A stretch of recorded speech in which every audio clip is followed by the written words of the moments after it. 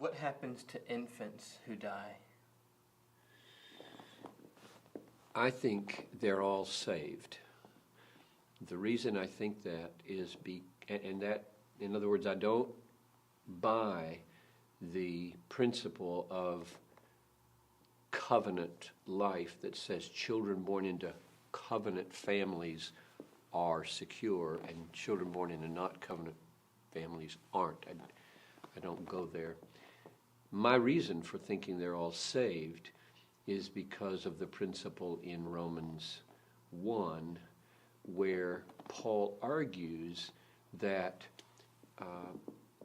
all people know God and they are without excuse because they do not honor him or glorify him as God. And his argument is that they are without excuse because they know things. As though accountability in the presence of God at the last judgment will be based at least partly on whether they had access to necessary knowledge. And God says they've all got access to knowledge because they can look at the things that he has made and they see his power and deity. And they suppress that knowledge instead of submitting to it, and therefore they're all condemned.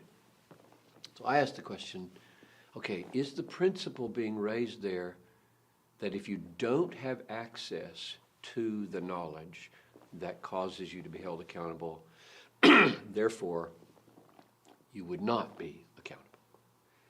And I think that's the case, and I think babies and imbeciles, that is those with profound mental disabilities, don't have access to the knowledge that they will be called to account for, and therefore somehow, in some way, God, through Christ, covers these people.